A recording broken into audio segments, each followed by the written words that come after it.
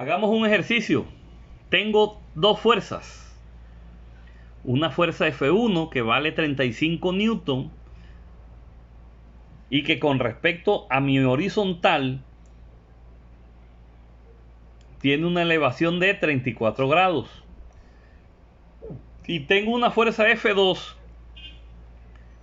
con una magnitud de 40 newton y es horizontal. Hacemos lo mismo. Dibujamos una paralela a F1. Dibujamos una paralela a F1. Dibujamos una paralela a F2. ¿Y qué me va a dar? Un paralelogramo. Después, desde el origen hasta donde se cruzan mis dos paralelas, tengo la resultante de ese sistema donde estoy sumando F1 más F2. Esa resultante que me va a dar es la suma de mis dos vectores. ¿Qué pasa? El ejercicio me está diciendo que entre las dos hay un ángulo de 34 grados, ¿cierto? Ese ángulo de 34 grados que me está formando aquí la fuerza F1 con mi fuerza horizontal F2, si yo hago una proyección de esta horizontal, también tendría 34 grados aquí, que sería igual a los 34 grados desde mi vector rojo a mi vector azul. Voy a trabajar con el triángulo inferior. La línea verde, esta paralela F1 que también es F1, representa mi vector F1 que vale 35.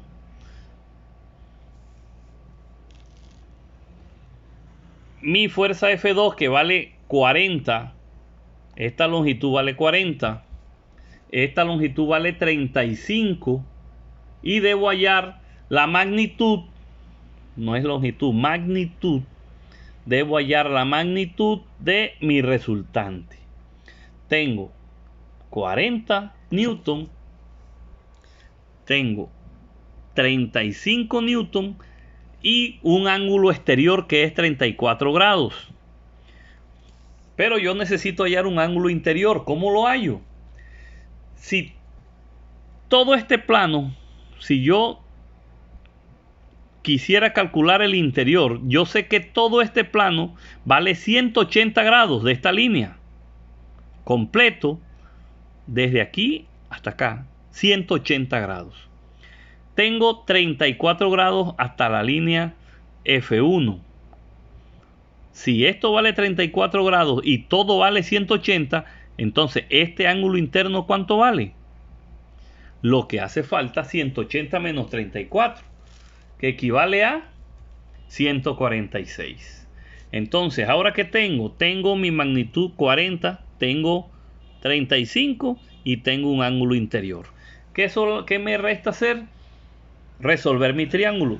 No es un triángulo rectángulo. Entonces lo debo resolver por la ley de coseno. Tengo los dos lados del triángulo, que son las magnitudes de 40 y 35, y tengo el ángulo formado entre ellos. Debo hallar entonces la resultante R. Y hago la solución. Un lado al cuadrado más el otro menos dos veces el uno por el otro, o sea, F1 al cuadrado más F2 al cuadrado menos dos veces F1 por F2, coseno del ángulo entre ellos. Ojo muchachos con la resolución de este sistema, porque a veces la gente coge, eleva al cuadrado, 35 al cuadrado, le suma 40 al cuadrado y después hace menos 2 por 35.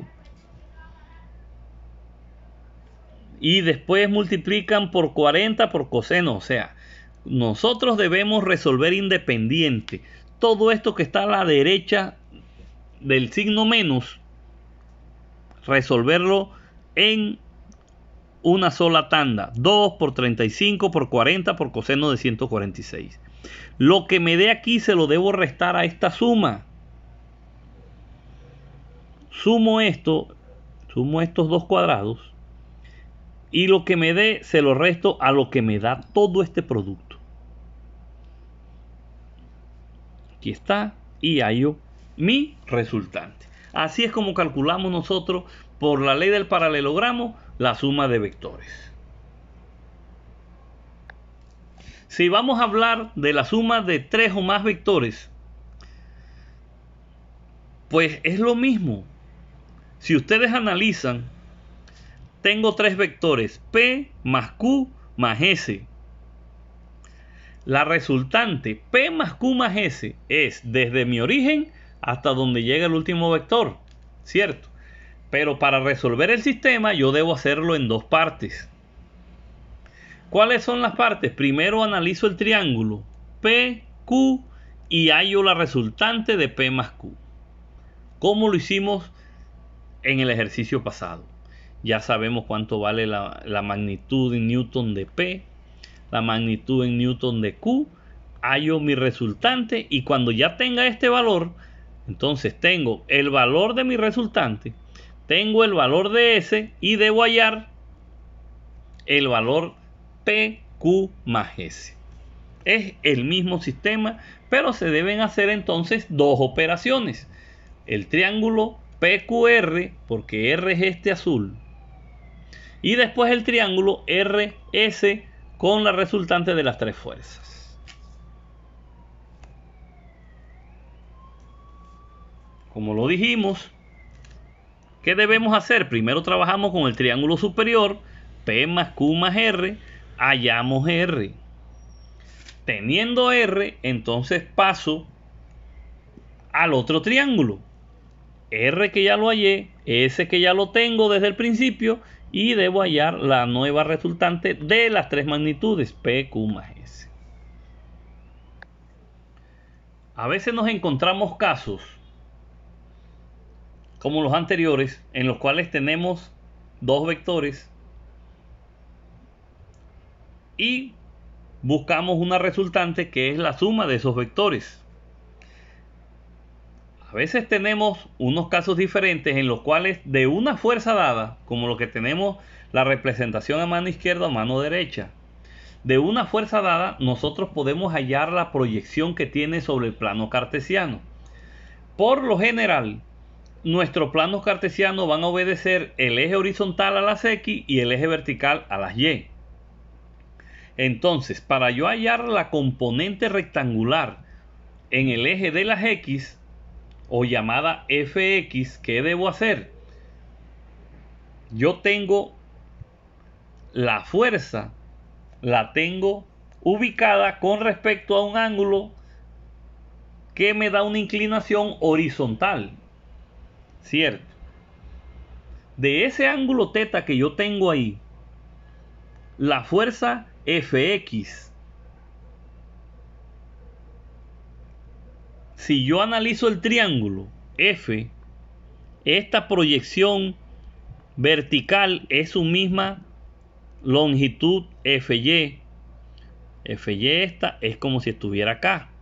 Tengo FY, FX, mi fuerza F y mi ángulo θ. Si yo quiero calcular la fuerza, la proyección horizontal Fx con respecto a ese ángulo θ, ¿qué función trigonométrica utilizo? Si solamente tengo ese ángulo, yo puedo utilizar coseno. ¿Por qué? Porque coseno a mí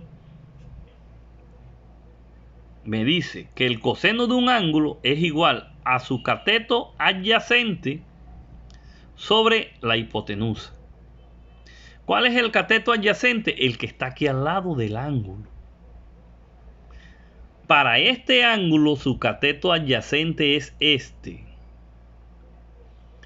Cuando yo vaya a hallar FY, entonces ya no utilizo coseno, utilizo seno. ¿Por qué? Porque debo buscar la función trigonométrica que a mí me haga seleccionar el cateto opuesto sobre la hipotenusa. ¿Y cuál es esa función trigonométrica? El seno.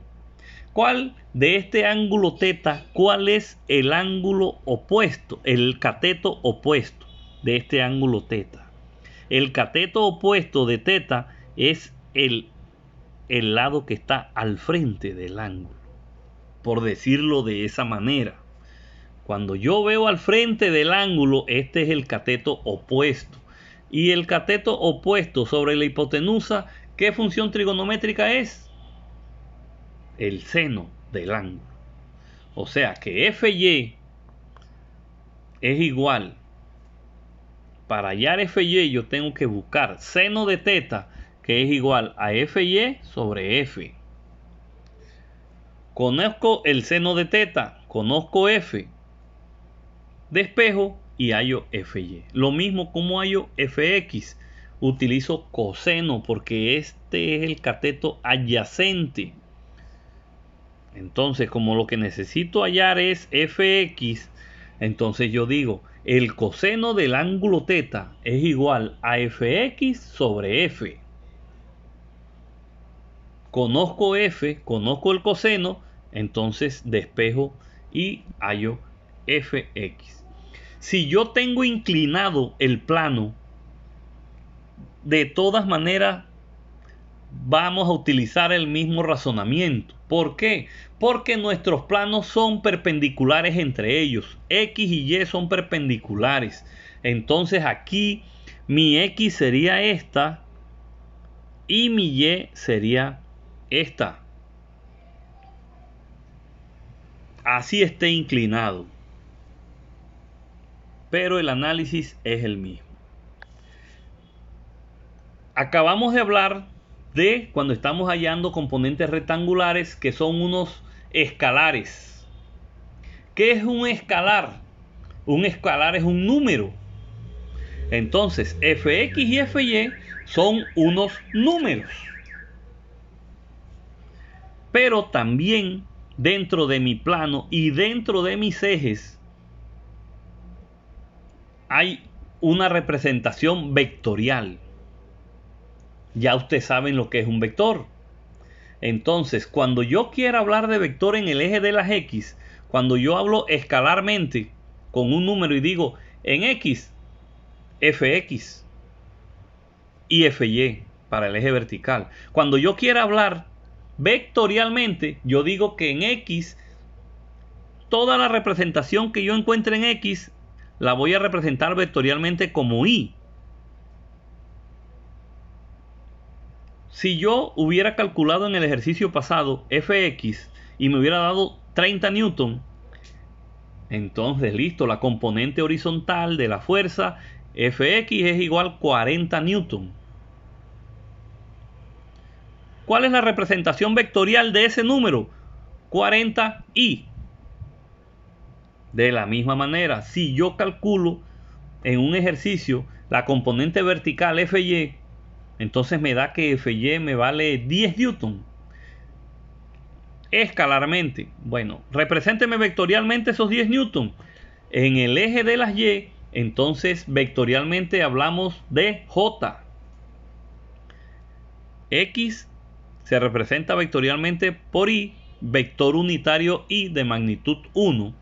Y las Y se representan con la letra J.